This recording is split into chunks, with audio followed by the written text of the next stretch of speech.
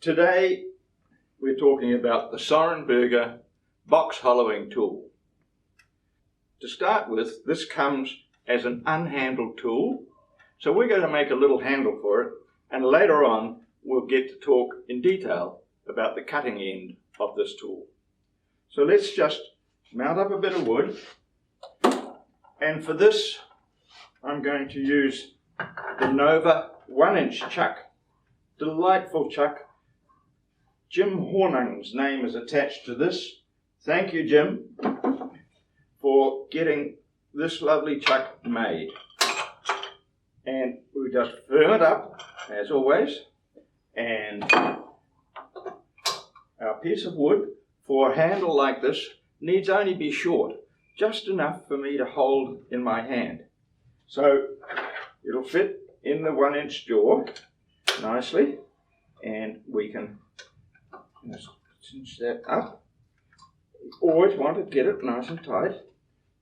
And of course, just being on the safe side, we will put a live tail in and just to hold it securely without any problems. Tool rest up and just above center, and check, check, check, all rotating cleanly and nicely. Spindle roughing gouge, face shield in place.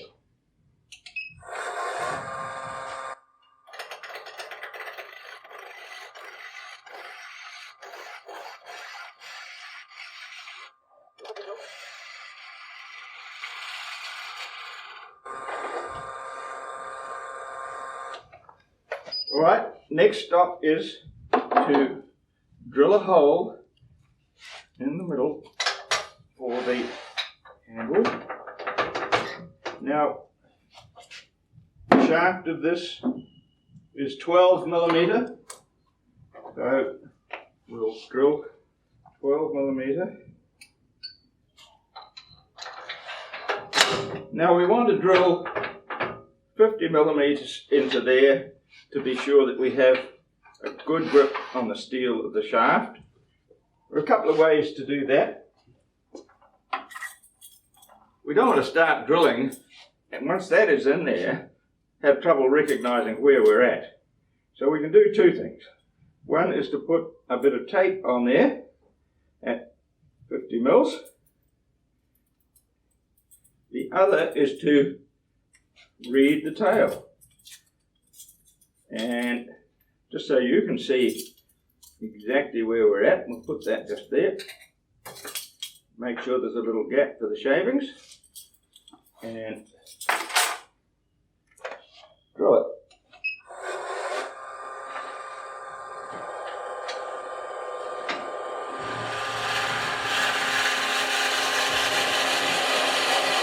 Just make sure those shavings keep flowing out of there. That's good. And yes, there is a measure on here, but I have trouble seeing it, so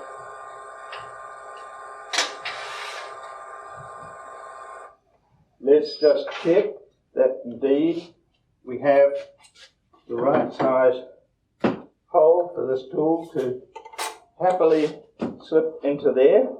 Oh, lovely fit. Now we will return to the tail and round off the end of our work.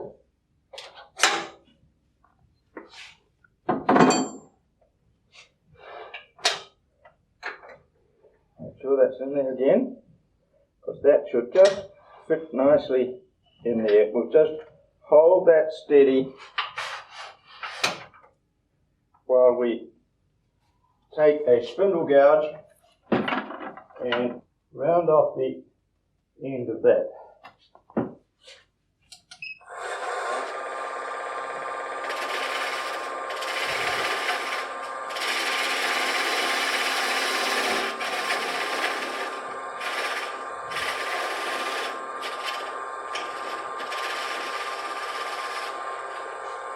Now we can take away the tailstock for that last little bit.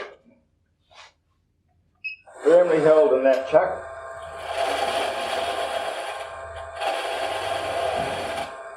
There we go. Now let's just quickly sand that.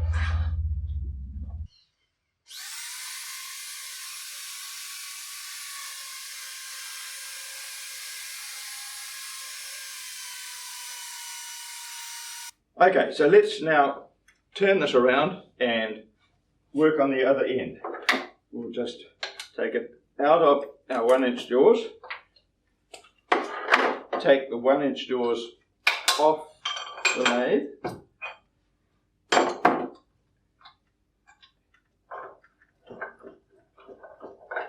and we'll now use the Nova dome jaws. Excellent for what we're about to do. Again, firm them up. There we go. Now we want to take the Berger tool, the Soren Berger box hollowing tool, and get it into there with enough left holding out for us to glue it on at 50mm depth. The inside of these jaws is just absolutely beautiful for holding a dowel like that. Okay, so now, here we go. We'll just give that a quick sand to take off any dirt or grease from people's hands or whatever.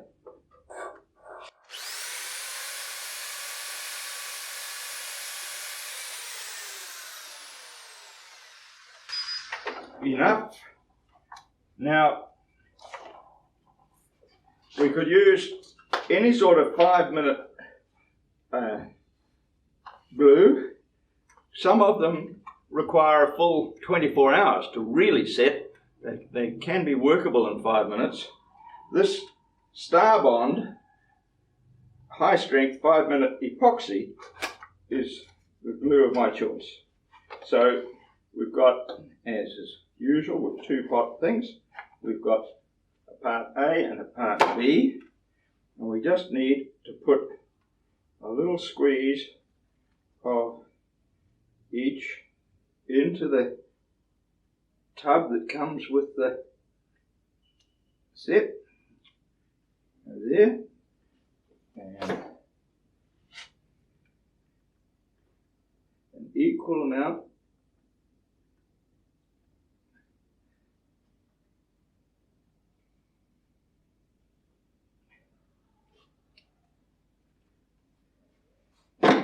let's stir that up with the little spatula that is provided and mix it nicely. And now we'll put that inside the hole because I prefer that we don't get an undue amount outside on the wood. We've sanded this, remember? So that can go in there. Now that's firmly held.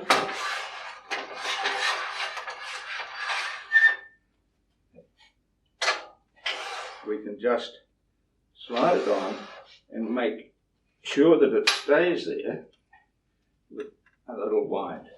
And we'll give that a couple of minutes. All right, now we want to round off this end of the work. So we'll tailstock away. We'll put in place a live center, and we just want to, just in case that doesn't stay as steady, but we don't want to put a big mark in there. We'll put a little block on there just to hold it firmly. All right, so there we go.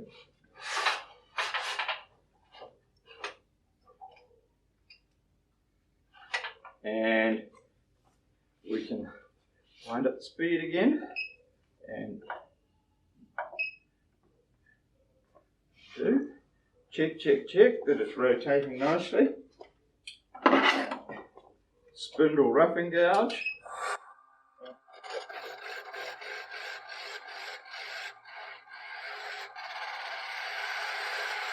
Let's get that down to the same size as the rest of it.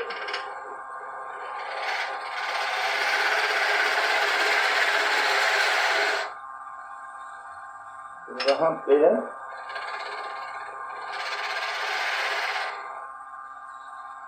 Right, now the spindle guard will round off this end.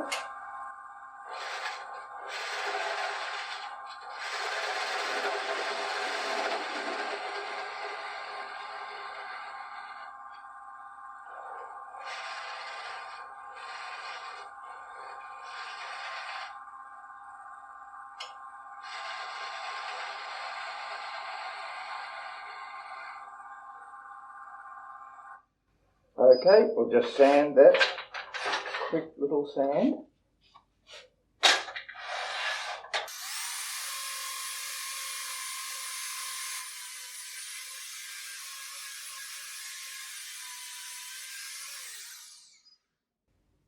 Now let's just personalise it a little by putting some texturing on it. We'll use the Timberley texturing tool. A fairly simple little device with a knurling wheel at each end. It actually has 6 different knurling wheels which we could swap and use, but we'll just use those 2, and we'll bring up the tail again with its blunt end just to make sure everything stays nice and steady. We don't want any flexing. We'll put our tool rest here. We want to make sure it's clear of the wheel. We can go a little bit closer, and we'll put a couple of bands of texturing at each end, and we'll go to there. So push firmly and push firmly.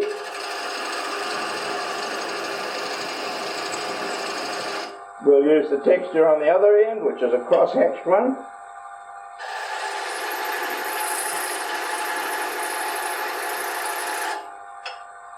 And we'll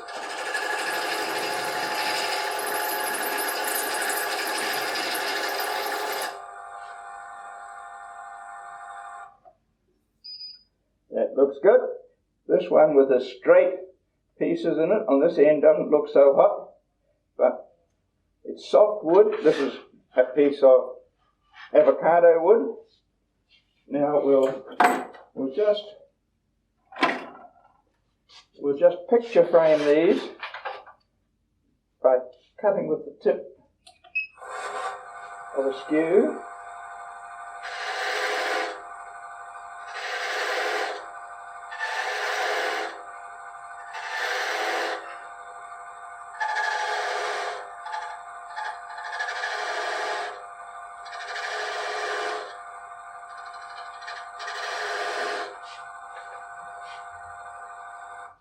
Now let's just add to that. We'll just use the burning tool, the wire, to enhance those lines, and we'll use a little more speed.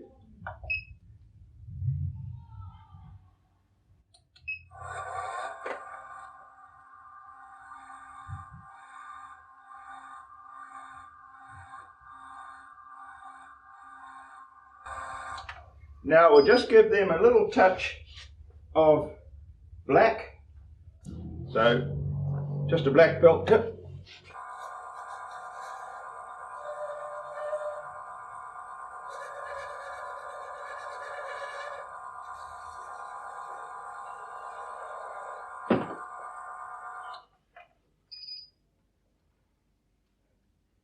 That makes quite a difference, doesn't it? Now let's just tidy the job up with a little bit of wax to seal it all up against all those hands that are going to be holding. Now I prefer not to put the wax on while it's spinning. Just put it on by hand and let it get into the wood. And there certainly are some special spindle waxes that will go into there so nicely, but this is just a good old hand-used bowl wax, and it will seal it up nicely. Okay. Now we can give it a few revs.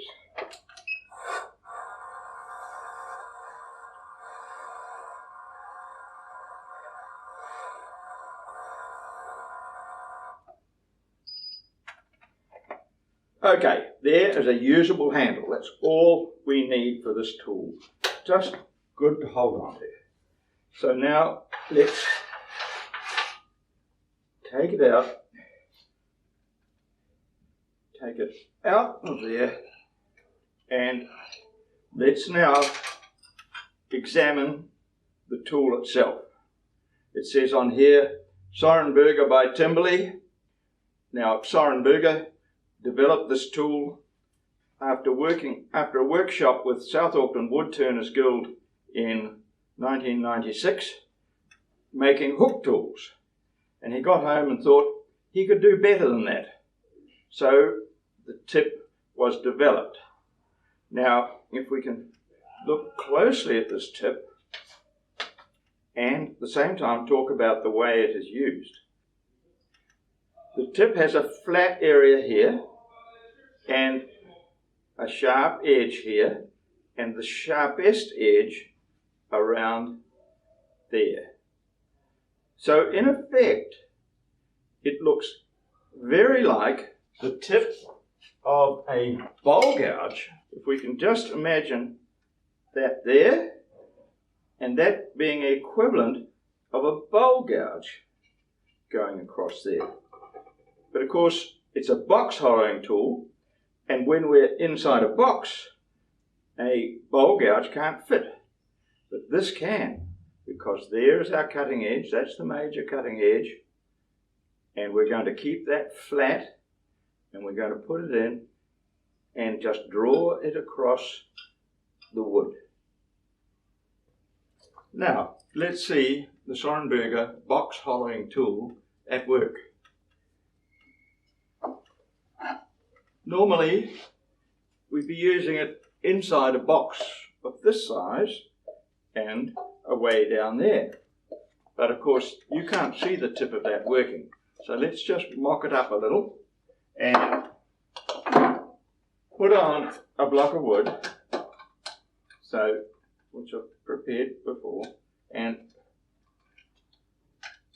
yes, it's not round, but that's not the bit that matters. It's the bit that's inside.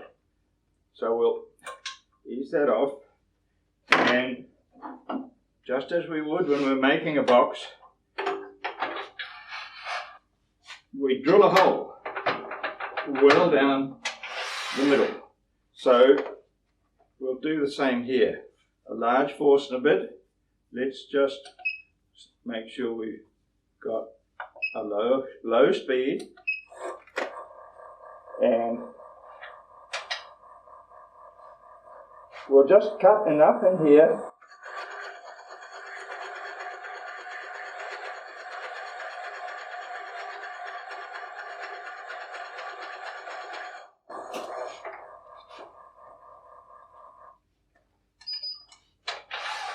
so that you can imagine now that this is deep inside the box, and we need to cut enough out of this to make it all beautiful and smooth. Now we have the tip of the tool taking up this much, so we want that bit to be resting on the tool rest. We want the cutting to be at center. Just lower that a touch. That will be at center, a little bit more. Right. So there we go. Now that's going to be at center. It's going to start on the little hole that the tip of the drill's made, and be drawn across. We want a little more speed, so we're cutting in there.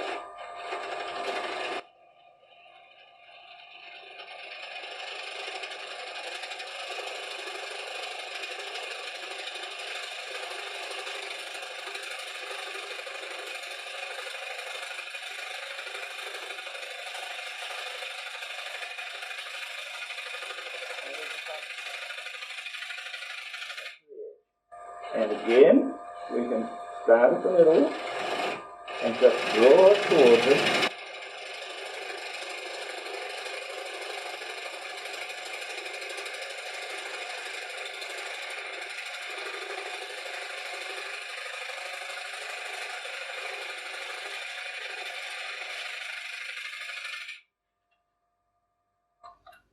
Let's have a look at that. So, I've left a little bit of a lump in the middle by mistake. Now that we've cut that little bit out, we come a bit closer, and I can just try to get rid of that little bit better practice than I've had lately. So make sure this is straight and parallel to the bed, or we'll start going off at an angle.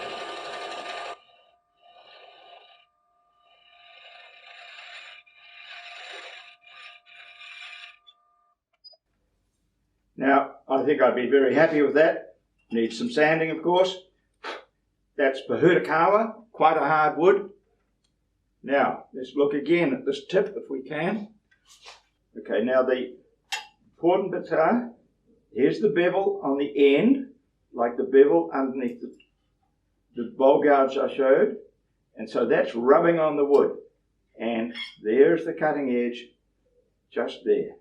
The real cutting edge. The rest of it's also sharp down here, but that just draws towards us.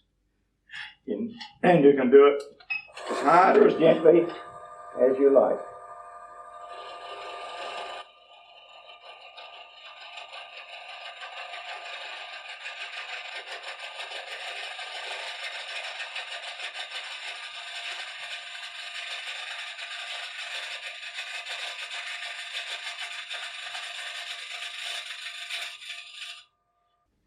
Now you can see how really, in cutting that, how relatively little work it's doing compared to, say, a bowl gouge on the outside of a bowl or the inside of a bowl.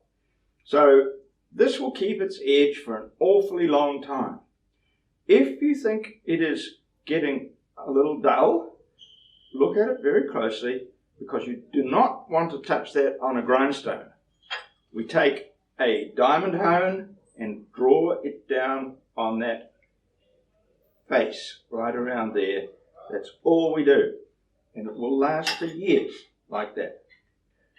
So there it is, the Soren Berger box hollowing tool, nowadays made by Timberley Wood Turning.